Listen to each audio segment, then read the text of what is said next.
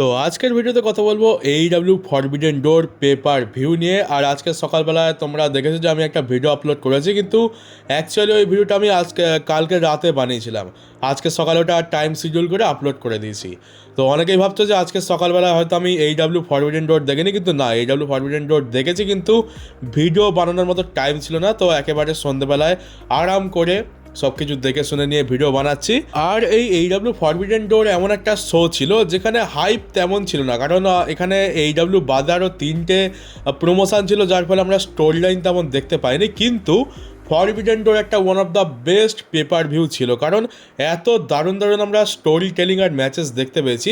Story line ছিল না, কিন্তু তোমাদের ম্যাচগুলো দেখে মনে হবে যেন এদের মধ্যে অনেক পুরনো শত্রুতা, অনেক পুরনো রাইভালরি, আর কি দারুণ এন্টারটেনমেন্টের সাথে এই পুরো শোটা আমরা দেখতে পেয়েছি। তো ম্যাচের মধ্যে যে স্টোরি টেলিং যেটা বলি, যেটা আগে ডাব্লিউডব্লিউইতে খুব ইউজ হতো, সেইটা আমরা প্রত্যেকটা ম্যাচে দেখতে পেয়েছি। আর শুরুতেই বলে দিই যে অবশ্যই রেসলিং কোয়ালিটি নিয়ে তো কোনো কথা হবে না, এমনকি ফিমেল ডিভিশনের যে কটা ম্যাচ হয়েছে তাতেও আমরা বেস্ট কোয়ালিটির রেসলিং দেখতে পেয়েছি। আর কিছু কিছু ম্যাচ তো আমি যা এক্সপেক্ট করেছিলাম তার থেকেও বেশি ভালো হয়েছে। তো প্রথমে কিক অফ করে এখানে ইয়াং বাক্স আর দুটো ডিফারেন্ট প্রমোশন থেকে ডিফারেন্ট ট্যাগ টিম ছিল। একটা তো মার্কস লুসাডার দেখতে পাচ্ছি, ওটা হচ্ছে CMLL প্রমোশন থেকে, আরেকটা সম্ভবত NJPW নাহলে স্টারডাম থেকে এসেছিল, আমি অতটা জানি না। তো এদের মধ্যে প্রথমে একটা ধামাকাদার ম্যাচ দিয়ে শুরু হয়, খুবই অ্যাকশন প্যাক ম্যাচ ছিল। ম্যাচটার তেমন কোনো ভ্যালু ছিল না, কিন্তু কিক অফ ম্যাচের জন্য এটা একদম পারফেক্ট ম্যাচ ছিল। আমরা শুরুতেই একেবারে খুবই উত্তপ্ত একটা ম্যাচ দেখতে পাই, দারুণ রেসলিং কোয়ালিটি, দারুণ কেমিস্ট্রি, দারুণ কম্বিনেশন, সব জায়গায় আমরা অ্যাকশন দেখতে পেয়েছি। আর এইখানে এন্ডিং মোমেন্টে এখানে ইয়াং বাক্স এই ম্যাচটা জিতে গেছে। আর তারপর আমরা কেনি ওমেগা ভার্সেস জ্যাক স্যাভরে জুনিয়রের মধ্যে ম্যাচ দেখতে পাই। এদের মধ্যে তো আগে থেকে হিস্ট্রি ছিল, তো ম্যাচটা খুবই ভালো হয়, যেরকম এক্সপেক্ট করেছিলাম সেরকমই হয়, একটা হার্ড হিটিং ম্যাচ। এদের থেকে আমরা এটা এক্সপেক্ট করে থাকি। ঠিক 2018 সালে যেরকম ম্যাচ দিয়েছিল কিছুটা সেরকম টাইপেরই ম্যাচটা ছিল, তারা সেই লেভেলে নিয়ে যাওয়ার চেষ্টা করেছে। আর হয়তো আগের থেকে অতটা ভালো হয়নি, কিন্তু ম্যাচটাকে তোমরা একটা ভালো ম্যাচ বলতে পারো। আর এখানে জ্যাক স্যাভরে অনেক কিছু চেষ্টা করে, সাবমিশন মুভ ইউজ করে, ফিনিশার ইউজ করে, অনেক কিছু করে কেনি ওমেগাকে হারানোর চেষ্টা করে, কিন্তু কেনি ওমেগা কোনো কিছুতেই হারছে না। সে হার একদমই মানেনি। কেনি ওমেগা বেশ কয়েকবার তার ফিনিশার লাগানোর চেষ্টা করে, বিফল হয়। আর শেষ পর্যন্ত ফাইনালি সে একটা নি শট লাগিয়ে তার ফিনিশার অ্যাঞ্জেল উইংস লাগিয়েই দেয়। আর জ্যাক স্যাভরে জুনিয়র এখানে কিক আউট করতে পারে না, তো কেনি ওমেগা এই ম্যাচটা জিতে গেছে। আর তারপরে আমরা বান্ডিটো ভার্সেস ডিন অ্যাম্ব্রোজের মধ্যে ম্যাচ দেখতে পাই। ম্যাচটা ছিল আইসি টাইটেলের জন্য, না আইসি নয়, কন্টিনেন্টাল টাইটেলের জন্য, যেখানে অবশ্যই টাইম লিমিট থাকে। আর এই ম্যাচটা আমাদের এক্সপেকটেশনের থেকে বেশি ভালো হয়েছে। আমরা এক্সপেক্ট করিনি যে এত বেশি ভালো হবে ম্যাচটা। মানে বান্ডিটো যা পারফরমেন্স দিয়েছে, ডিন অ্যাম্ব্রোজের ব্যাপার তো আমরা জানি, টপ লেভেলের রেসলার। আর বান্ডিটো আজকে নিজেকে সত্যি প্রুভ করে দিয়েছে যে সে কোন লেভেলের রেসলার। তো দারুণ এই ম্যাচটা হয়। আমরা এখানে ভয়ঙ্কর কিছু স্পটও দেখতে পাই। বান্ডিটোর তো মাথা ফেটে রক্ত বেরোচ্ছিল, তাকে ডিন অ্যাম্ব্রোজ স্টিল স্টেপসের ওপরে পাইল ড্রাইভার লাগিয়ে দেয়, যার ফলে তার মাথা ফেটে গেছিলো, মাস্কও কিছুটা ছিঁড়ে গেছিলো। কিন্তু শেষ পর্যন্ত পারফরমেন্স খুবই জোরদার দেয়। বান্ডিটো কিছুতেই হার মানছে না, কোনো ফিনিশারে কোনো কাজ হচ্ছে না, বান্ডিটো হার মানতে চায়নি। কিন্তু শেষ পর্যন্ত ডিন অ্যাম্ব্রোজ স্লিপার হোল্ড লাগিয়ে দেয়, সম্ভবত এও গানথারের ফ্যান হয়ে গেছে হয়তো, তো স্লিপার হোল্ড লাগিয়ে দেয় আর বান্ডিটোটা ছাড়ানোর অনেক চেষ্টা করে, তাকে তুলে আছাড় মারে, অ্যাটাক করার চেষ্টা করে, কিন্তু ডিন অ্যাম্ব্রোজ কিছুতেই স্লিপার হোল্ড ছাড়েনি। আর অনেকক্ষণ এরকমভাবে চলার পর বান্ডিটো শেষ পর্যন্ত পাস আউট করে যায়। এবার যদি ওই মার খাওয়ার ফলে যদি ডিন অ্যাম্ব্রোজ ওটা ছেড়ে দিত, তাহলে হয়তো এই বান্ডিটো ম্যাচটা হারতো না। কিন্তু ডিন অ্যাম্ব্রোজ একদম অ্যানাকোন্ডা সাপের মতো জড়িয়ে ধরে, আর শেষ পর্যন্ত যতক্ষণ না বান্ডিটো পাস আউট করছে ততক্ষণ সে ছাড়লই না, যার ফলে সে তার টাইটেল রিটার্ন করে। আর তারপরে ম্যাচ শেষ হয়ে যাওয়ার পর ডিন অ্যাম্ব্রোজ যেমন তার প্রত্যেকটা অপোনেন্টের সাথে হাত মিলায়, তাকে সম্মান দেখায়, বান্ডিটোর ক্ষেত্রেও সেটা করে। তো এখানে দুজনকে খুবই সম্মান দেখায়। আর তারপরে আমরা ডেথ রেডার টিমেরই আরেকটা ম্যাচ দেখতে পাই। ম্যাচটা ছিল IWGP হেভিওয়েট গ্লোবাল টাইটেলের জন্য। তো এটার সম্ভবত দুটো টাইটেল রয়েছে, একটা সাদা কালারের আর একটা কালো রঙের স্ট্র্যাপওয়ালা। তো ওইটা মানে একটা হচ্ছে IWGP হেভিওয়েট চ্যাম্পিয়নশিপ, ওটা নর্মাল, আর একটা হচ্ছে গ্লোবাল। নাম শুনেই বুঝতে পারছো এটা সারা ওয়ার্ল্ডেতে ডিফেন্ড হয় বিভিন্ন প্রমোশনে। তো এই চ্যাম্পিয়ন ছিল সোটা ইমিনো, আর তার এগেনস্টে ছিল ডেথ রেডারের নেভিল, মানে যাকে আমরা প্যাক নামে চিনি। তো নেভিলকে নিয়ে একটা কথা বলি, নেভিল এককালে যখন ডাব্লিউডব্লিউইতে ছিল তখন সে একটু রোগা পাতলা ছিল, তাকে নাটা মনে হতো, কমজোর মনে হতো, কিন্তু এখন নেভিল পুরো ব্রন ব্রেকারের মতো তার চেহারা বানিয়ে নিয়েছে। আর আগে নেভিল ছিল হাই ফ্লাইং সুপারস্টার, এখন সে পাওয়ারওয়ালা সুপারস্টার হয়ে গেছে। সে তার পাওয়ার ইউজ করছে, মানে খুবই দারুণ ট্রান্সফরমেশন আমরা দেখতে পেয়েছি নেভিলের তরফ থেকে। এবার এটা যদি ডাব্লিউডাব্লিউ আর টিএন এর ক্রস ওভার হতো তাহলে এখানে খুবই সহজে ডাব্লিউডাব্লিউ টিএন এর ব্যান্ড বাজিয়ে দিত আর টিএন এর চ্যাম্পিয়নশিপ ডাব্লিউডাব্লিউতে চলে আসতো, কিন্তু না, এটা অন্যরকম। এখানে নেভিল অনেক চেষ্টা করে, সে তার পাওয়ার ইউজ করে সুপ্লেক্স সবই লাগিয়ে দেয়, কিন্তু শেষ পর্যন্ত শোটা তার গ্লোবাল ওয়ার্ল্ড টাইটেল বা global IW GP heavyweight title written করে নেয়। আর তারপরে আমরা আরেকটা বেশ ভালো মোমেন্ট দেখতে পাই যে ডিন অ্যামব্রোস, যে কিছুক্ষণ আগেই ম্যাচ করে গেছে, সে ওই অবস্থাতেই এসে শোটার পেছনে দাঁড়িয়ে পড়ে। আমি ভাবছিলাম যে এর সাথেও কি হাত মেলাবে নাকি অ্যাটাক করবে, তো কিছু বুঝতে পারিনি। দেখলাম যে শোটা ডিন অ্যামব্রোসের দিকে ঘুরে ফিরে তাকিয়েছে, কিন্তু কিছু করার আগে আমরা একটা থিম সং শুনতে পেয়ে যাই, যেটাকে আমরা সকলেই চিনি। আমরা শুনতে পাই গো এস, আর তখনই আমরা দেখতে পাই যে হিরোশি তানাহাশির থিম সং প্লে হয়েছে আর হিরোশি তানাহাশি এসেছে, আর ক্রাউড খুবই সাপোর্ট করছিল, খুবই জোরদার পপ দিচ্ছিল। আর হিরোশি তানাহাশি বুঝতে পারছি রিটায়ারমেন্টের পর একটু মোটা হয়ে গেছে, রিটায়ারমেন্ট ভালোই কাটছে, খেয়ে দিয়ে ঘুরে বেসে, আর ঠিকই আছে, এত বছর রেসলিং করেছে, এত ডায়েট কন্ট্রোল করেছে, এখন তো খাওয়া দাওয়ারই বয়স। তো হিরোশি তানাহাশি বেশ গোলমলু হয়ে গেছে, সে আসার পর ডিন অ্যামব্রোস আর তার ডেথ রেডার এখান থেকে লিভ করে যায়, তো কোনো ঝামেলা হয়নি। আর যেহেতু এনজেপিডব্লিউডি টাইটেল আর এনজেপিডব্লিউডি চ্যাম্পিয়ন হচ্ছে শোটা, তো সেই জন্যই এখানে আমরা হিরোশি তানাহাশিকে দেখতে পেলাম। আর তারপর আমরা এইডব্লিউ ওয়ার্ল্ড ওমেন্স চ্যাম্পিয়নশিপের জন্য টেকলা ভার্সেস স্টার লাইট কিডের ম্যাচ দেখতে পাই। আর স্টার লাইট কিড সম্ভবত স্টারডাম থেকে নাকি এনজেপিডব্লিউ থেকে এসছে, না স্টারডাম থেকেই হয়তো হবে। তো টেকলা শুধুমাত্র তার ক্যারেক্টার ডেভেলপ করেনি, সে এখন সকলকে বেইজ্জত করা শুরু করেছে, মানে একটু ভয়ঙ্কর ক্যারেক্টারের দিকে যাচ্ছে। তো এখানে সে অ্যাসল্ট করে, ম্যাচটা তো জিতেই যায়, আর তার সাথে সাথে স্টারডামের যে প্রেসিডেন্ট ছিল রিং সাইডে তাকে পর্যন্ত অ্যাটাক করে তার উপরে। আর ম্যাচ জিতে যাওয়ার পরেও সে থামেনি, তার দুই সাঙ্গপাঙ্গ তো ছিলই, এখানে স্টার লাইট কিডের মাস্কটা কাঁচি দিয়ে কাটে আর সেটা খুলে নিজে পরে নেয়। মানে এটা একটা ডিসরেসপেক্টই বলতে পারো লুচাডর। আমি তো হ্যাঁ, আর বলতে গেলে আমি মহিলা লুচাডর খুব কমই দেখেছি, এই একটা দেখতে পেলাম, তাও কত বছর পর।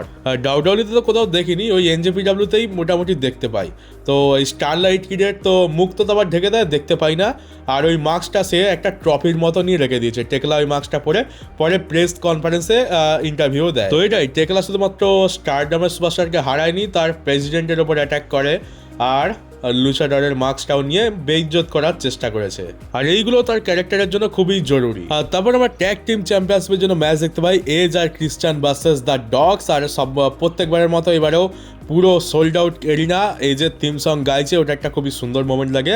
আর প্রত্যেকবার একটাই কথা বলতে হয় যে এজ আর ক্রিশ্চান এই বয়সে এসে যা রেসলিং করে, আচ্ছা ইয়াং রেসলারও করতে পারবে না। তো আজকেরও খুবই দারুণ রেসলিং করেছে এজ আর ক্রিশ্চান। আর আমরা এখানে বেশ কয়েকটা মোমেন্টও দেখতে পাই, ভয়ঙ্কর মুভ তো ইউজ হয়েছে, তবে ডগস টিমের একটা মেম্বার রয়েছে যে স্পিয়ার ইউজ করে, আর এজও স্পিয়ার ইউজ করে। তো আমরা দেখতে পাই যে এজ আর ওই মেম্বারটা একসাথে স্পিয়ার মারে, তো কেউ কারোর কোমরে তো মারতে পারে না, তাদের কাঁধ দুটো ধাক্কা খেয়ে যায়, তো ডবল স্পিয়ার হয়। এবার ম্যাচের এন্ডিং মোমেন্ট একটা ভালো জিনিস দেখতে পাই, মানে একটু শকিং তো ছিল। এবার কী হচ্ছে যে ফিনলের যে স্টিক রয়েছে, তোমরা ফিনলেকে একটা স্টিক ইউজ করতে দেখতে অনেক বছর আগে, সে একটা লম্বা স্টিক, তার মাথাটা গোল মতো একটু, তো সেই স্টিক দিয়ে এজকে মারতে যাচ্ছিল। মানে এবারে ওরা ঠিক করে নিয়েছিল যে এজ আর ক্রিশ্চানকে লাঠির বাড়ি তার মাথায় মেরে চিটিং করে জিতবে। আর এজ আর ক্রিশ্চান একেবারে নিরুপায় হয়ে রিংয়ের মধ্যেই পড়েছিল, তাদের কিছু করা ছিল না। কিন্তু সেই সময় লাইট অফ হয়ে যায়, আমরা তখন লাইট যখন অন হয় তখন র্যাম্পের কাছে 4 জনকে দেখতে পাই। এর মধ্যে একজন এস অস্টিন, তাকে তো চিনতে পেরেছি, বাকি 3 জনকে চিনতে পারিনি, সম্ভবত এনজেপিডব্লিউর। আর আমরা রিংয়ের মধ্যে আরেকজনকে দেখতে পাই, রোগা পাতলা একজনকে দেখতে পাই, তবে তাকে আমরা সকলে চিনি, সে হচ্ছে জে হোয়াইট, এনজেপিডব্লিউর লেজেন্ড। আর আমরা হিরোশি তানাহাশির রিটায়ারমেন্টের সময় এনাকে দেখতে পেয়েছিলাম। আর আবার প্রায় 1 বছর পর আমরা এইডব্লিউর কোনো শোতে জে হোয়াইটের রিটার্ন দেখতে পেলাম, তো সে এখানে ডেভিড ফিনলেকে সিস্টার অ্যাবিগেল লাগিয়ে দেয়। আর দেখো কত রকম মিল রয়েছে, আমাদের ডাব্লিউডব্লিউ ছিল ব্রে হোয়াইট, তারও ফিনিশার সিস্টার অ্যাবিগেল, আর জে হোয়াইট এও সিস্টার অ্যাবিগেল ইউজ করছে। জে হোয়াইট আর ব্রে হোয়াইট, জানি না কোনো কানেকশান আছে কি না। আর তারপর এজ তার কাজ করে দেয়, স্পিয়ার লাগিয়ে দেয়, আর এখানে টাইটেল সাকসেসফুলি রিটার্ন করে নেয়। আর তারপর জে হোয়াইট নিজেই টাইটেল দুটো এজ আর ক্রিশ্চানের কাঁধে তুলে দেয়। আর দেখলাম এজ আর ক্রিশ্চান জে হোয়াইটকে দেখে খুবই খুশি, সম্ভবত এরা পুরনো বন্ধু, রেসলিং এর জগতে এরা খুবই পুরনো না, তো হতে পারে নিশ্চয়ই কোনো না কোনো সম্পর্ক আছে, এরা সম্ভবত বাস্তব জীবনে খুব ভালো বন্ধু, সেই জন্য এখানে এই অ্যাঙ্গেলটা দেখানো হয়েছে। আর তারপর আমরা মার্সিডিজ মোনে ভার্সেস মায়ার মধ্যে ওয়েন হার্ট টুর্নামেন্টের ফাইনাল ম্যাচ দেখতে পাই, যে এখানে জিতবে সে এইডব্লিউ অল ইনেতে ওয়ার্ল্ড চ্যাম্পিয়নশিপের জন্য ম্যাচ পাবে। আর এই ম্যাচটাও ডেফিনেটলি ভালো হয়েছে। এই ম্যাচটা নিয়ে তেমন এক্সপেকটেশন তো ছিল না কী রেসলিং হবে কি না কী হবে, কিন্তু না, এখানে খুব ভালো রেসলিং ডেলিভার হয়েছে। আর শেষ পর্যন্ত সেটাই হয় যেটা আমরা এক্সপেক্ট করেছিলাম, সাশা ব্যাঙ্কস এই ম্যাচটা জিতে গেছে। তো পরপর 2 বছর সে ওয়েন হার্ট টুর্নামেন্টের ফাইনাল জিতলো। আগের বার তো টনি স্টর্মকে অল ইনেতে হারাতে পারেনি, কিন্তু মনে হচ্ছে এইবার হারাতে পারবে। আগের বার তার কাছে আরও এক গাদা টাইটেল ছিল, যার ফলে তাকে দেওয়া হয়নি টাইটেল, কিন্তু এইবারে তার স্টোরি ফিনিশ হওয়ার টাইম এসছে। সে চলে গেছে AEW অল ইনেতে, সম্ভবত টেকলা ভার্সেস সাশা ব্যাঙ্কস আমরা দেখতে পাবো। আর এবারই হয়তো ফাইনালেতে সাশা ব্যাঙ্কসের স্বপ্ন পূরণ হবে, সে AEW প্রমোশনের ওয়ার্ল্ড টাইটেল জিতবে।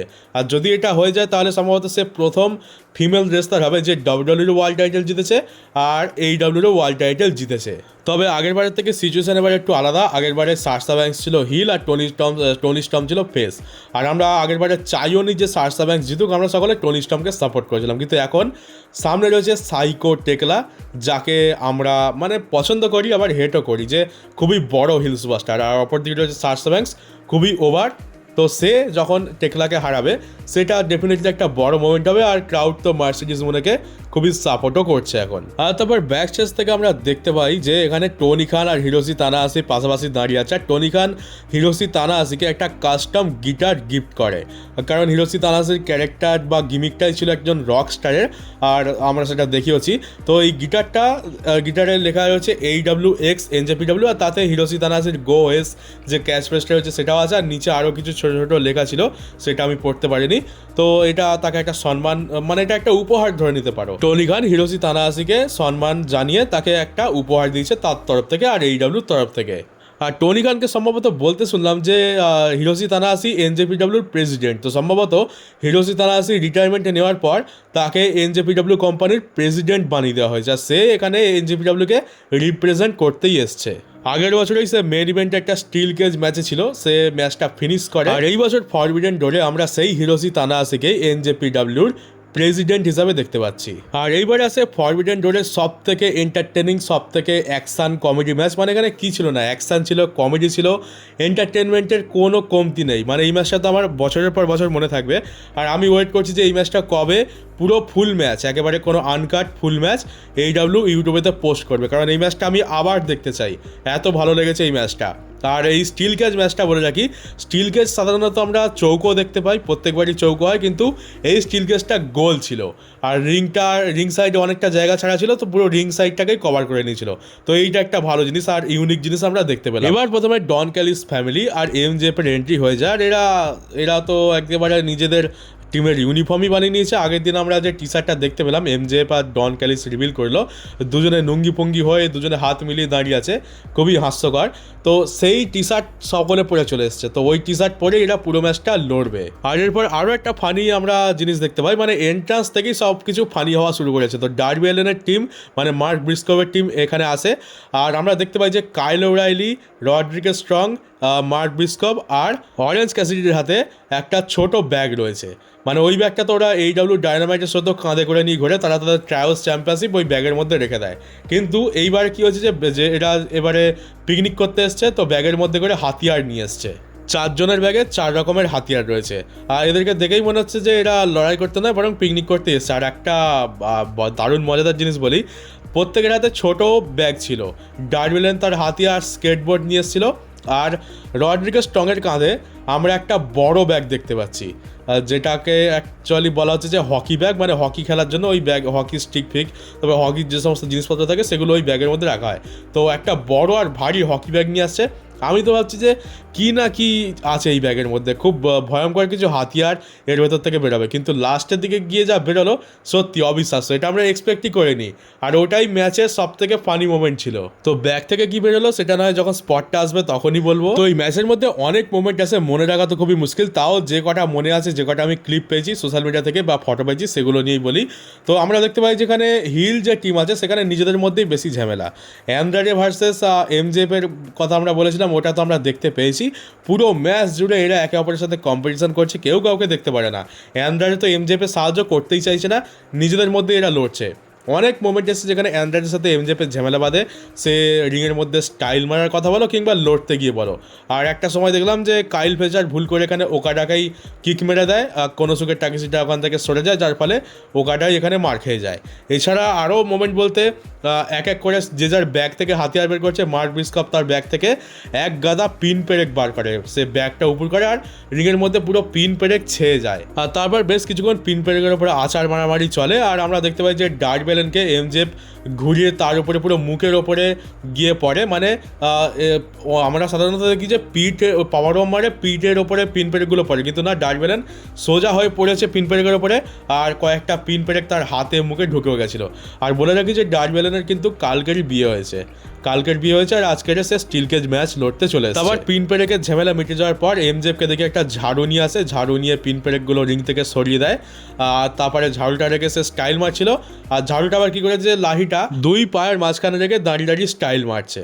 তো অরেঞ্জ ক্যাসিডি পেছন থেকে এসে লাঠিটা একদম সোজা উপরে তুলে দেয়, যার ফলে সুপারি ভেঙে যায় এমজেফ তো চলে যায় রিংয়ের বাইরে। তারপর পালা আসে কাইল ওরাইলি। তো কাইল ওরাইলি কিছু তো একটা বের করেছিল, দেখে মনে হচ্ছে কম্পিউটারের কিছু একটা হবে, হার্ড ডিস্ক নাকি বুঝতে পারছি না, দেখে বুঝতে পারছি যে ওটা কোনো একটা মেশিন, ওই অনেকটা কম্পিউটারের হার্ড ডিস্কের মতোই লাগছে। তো সেইটা নিয়ে এর মাথায় মারছে, তার মাথায় মারছে, এরকম বেশ কিছুক্ষণ চলে। এবার পালা হচ্ছে অরেঞ্জ ক্যাসিডি কী এনেছে। অরেঞ্জ ক্যাসিডি ব্যাগ থেকে খাবার দাবার বের করছে, মানে এ সত্যি অ্যাকচুয়ালি পিকনিক করতে এসেছিলো, এ কোনো হাতিয়ার নিয়ে আসেনি। এ এক প্যাকেট বার করে, মানে লেবু ছিল সম্ভবত, লেবু স্লাইস করে কাটা ছিল নাকি চিপস ছিল। এবারে সেইখান থেকে তার টিমের প্রত্যেকটা মেম্বারকে রিংয়ের মধ্যে, মানে অপোনেন্ট টিম মার্কে রিং সাইডে পড়ে আছে, আর প্রত্যেকটা মেম্বারকে লেবু খাওয়াচ্ছে, স্ন্যাক্স খাওয়াচ্ছে, সব এনজয় করছে রিংয়ের মধ্যে। এই রিংয়ের মধ্যে এরা পিকনিক চালু করে দিয়েছে। আর তারপরে দেখতে পেলাম যে অনেকেরই মাথা ফেটে গেছে, আর একটা খুবই ভয়ঙ্কর মোমেন্ট আছে, কাইল ফ্লেচারের তো মাথা ফেটে গেছে, চোখ দিয়ে মাথা দিয়ে রক্ত বেরোচ্ছে। তো পুরো টিমের যতজন ছিল সকলে কাইল ফ্লেচারকে চেপে ধরে, আর অরেঞ্জ ক্যাসিডি যে লেবুগুলো এনেছিল কাইল ফ্লেচারের সেই রক্তাক্ত জায়গাতে সেই লেবুটা চেপে তার রস বের করে দেওয়া হয়। মানে বুঝতেই পারছো, কেটে গেছে, রক্ত বেরোচ্ছে, তার উপরে লেবুর রস, তাহলে কতটা কষ্ট হবে, কতটা জ্বলবে। আর আমরা আরও ফানি মোমেন্ট দেখতে পাই যে ডন ক্যালিস আর এমজেফের যে পিকচারটা রয়েছে সকলে বুকে ছেপে রেখে দিয়েছে। টেবিল যেগুলো ছিল সেই টেবিলগুলো তো সেগুলো ছাপা। আমাদের ডাব্লিউডব্লিউইতে আমরা দেখতে পাই স্লিম জিমের লোগো লাগানো, আর এখানে এরা নিজেদের কাস্টম টেবিল বানিয়ে নিয়েছে। তো টেবিলগুলো দেখেও হাসি পাচ্ছে। আর টেবিলগুলো আমার তেমনটা মনে হচ্ছিল যে অন্যান্য বারে যে টেবিলগুলো থাকে সেগুলো তো মজবুত হয় অন্যান্য টেবিলের তুলনায়, কিন্তু এই টেবিলগুলো একটু বেশি মজবুত, এটা ভাঙতে একটু মুশকিল হচ্ছিল, তো যার ফলে চোটও একটু বেশি লাগছিল। আর এবার পালা আসে রড্রিগো স্ট্রং যে বড় ব্যাগটা নিয়ে এসছে সেটার। এবারে হিল টিম ভাবে যে দরকার নেই, বড় ব্যাগ যখন বড় হাতিয়ারই আছে তো চলো আমরা ওটা ইউজ করি, ফেস্টিভকে ইউজ করতে দেবো না। এবার যখন তারা ব্যাগটা খোলে, ব্যাগের ভেতর থেকে একটা খুবই ভয়ঙ্কর হাতিয়ার বেরোয়, সেটা হচ্ছে লিওরাস। তো হ্যাঁ, রড্রিগো স্ট্রং লিওরাসকে ব্যাগের মধ্যে ভরে হাতিয়ার বানিয়ে নিয়ে এসেছিল যাতে তাকে ম্যাচের মধ্যে ইউজ করতে পারে। আর তারপর তো লিওরাস প্রত্যেকটা মেম্বারকে অপোনেন্ট টিমের বিরক্ত করে মেরেছে। সে যেমন বাঁদরের একটা সাইকো মাঙ্কি টাইপের ক্যারেক্টার প্লে করে, সেরকমভাবেই সকলকে মারছে। আর তার নজর শেষ পর্যন্ত যায় এমজেএফের দিকে, কারণ এমজেএফের হাতে একটা হিরের আংটি রয়েছে, যে আংটিটা দিয়ে এমজেএফ সকলকে মারে। তো ওই আংটিটা এখন লিওরাসের দরকার, হনুমানের হিরে পছন্দ হয়েছে, তো সেই আংটির পেছনে পড়ে গেছে। এবার এমজেএফ তো একে সরাতে বলছে। লাস্টে হিল টিমের যতজন ছিল সকলে বিরক্ত হয়ে লিওরাসকে আবার ধরে সেই ব্যাগটার মধ্যেই চেপে যা করে ঢুকিয়ে বন্ধ করে দেয়, যে না, তোকে আর সহ্য হচ্ছে না, তুই যেখান থেকে এসছিস সেখানেই যা। আর আমি তো এটা দেখে খুবই মজা পেয়েছি, মানে আমার হাসিও খুব পাচ্ছিল। এটা তো ড্যান হাউজেনের থেকে 1000 গুণে ভালো।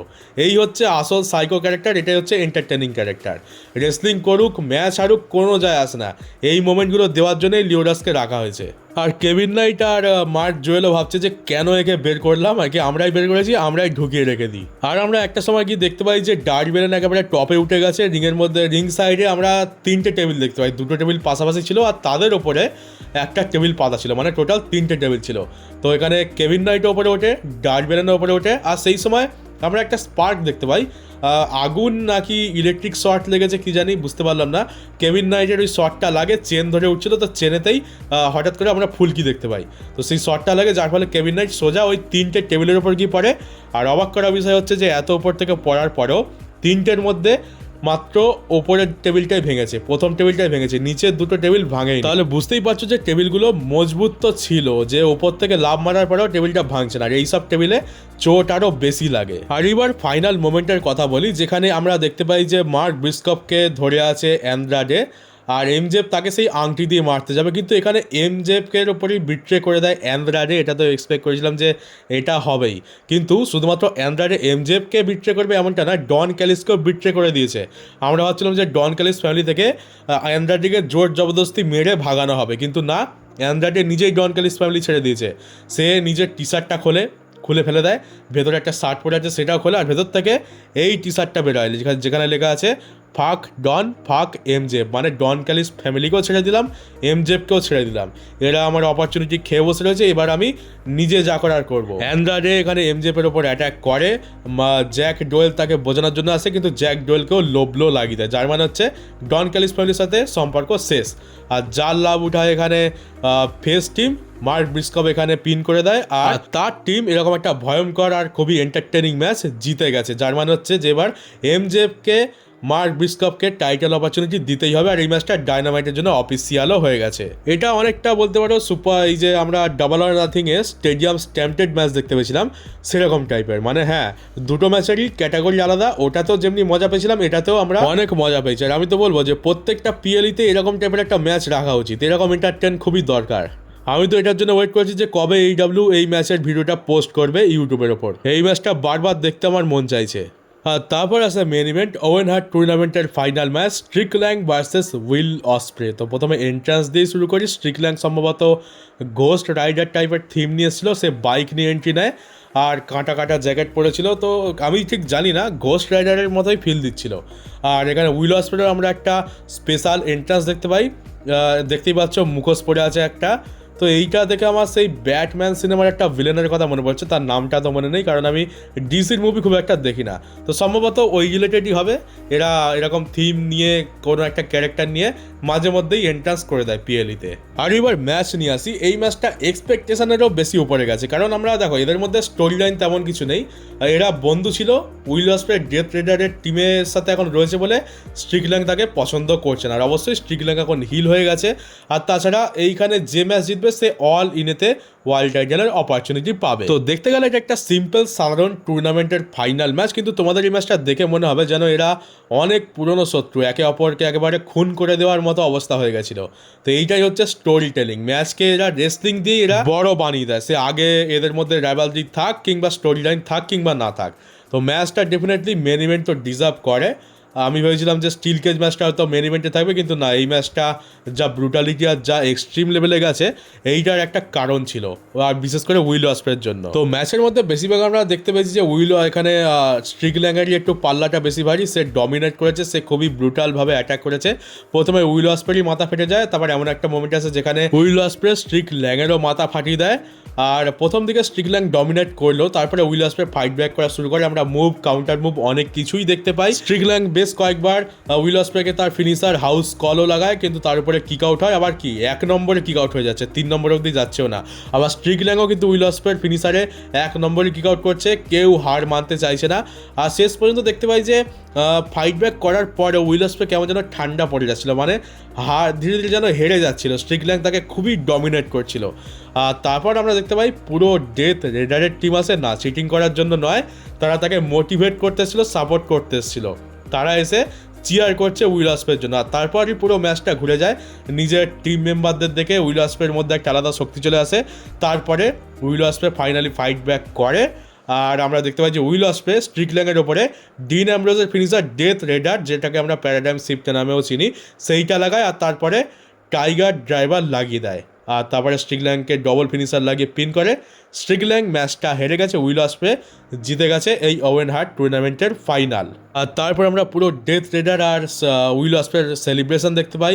সিজারো আর ডিন অ্যামব্রোজ তাকে কাঁধে তুলে নেয়, সে কাপ হাতে নিয়েছে, চ্যাম্পিয়নশিপ হাতে নিয়েছে, আর পেছনে আমরা বড় স্ক্রিনে দেখতে পাচ্ছি উইল অসপ্রে অল ইন, মানে সে এখন যাচ্ছে অল ইনের মেন ইভেন্টে। এবার অপোনেন্ট কে হবে, এমজেফ কি আদৌ তার অপোনেন্ট থাকবে কিনা সেইটা এখন হচ্ছে প্রশ্ন। তবে পায়েরও খুব দেখতে পাই, ডেথ রেডারের পুরো টিম মিলে সেলিব্রেট করছে, আর কিভাবে বছরটা ঘুরলো। ঠিক আগের বছরের ফরবিডেন ডোরে আমরা উইল অসপ্রের টিমের সাথে ডেথ রেডারের ম্যাচ দেখতে পেয়েছিলাম, যেখানে ম্যাচ শেষ হয়ে যাওয়ার পর উইল অসপ্রেকে খাঁচার ভেতরে ঢুকিয়ে তার ওপরে 5-6খানা প্যারাডাইম শিফট লাগানো হয়, চেয়ার দিয়ে তার গলার মধ্যে ফাঁসিয়ে মারা হয়।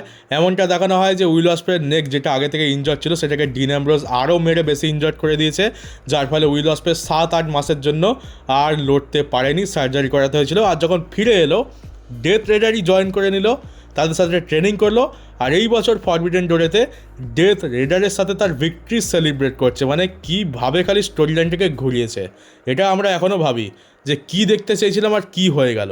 আর এটা কোনো খারাপ জিনিস নয়, এটা একটা ডেফিনেটলি ব্রিলিয়ান্ট একটা আইডিয়া। টনি খানকে এর জন্য অনেক অনেক ধন্যবাদ যে এইরকম একটা আইডিয়াও থাকতে পারে, সেটা আমাদেরকে দেখিয়েছে।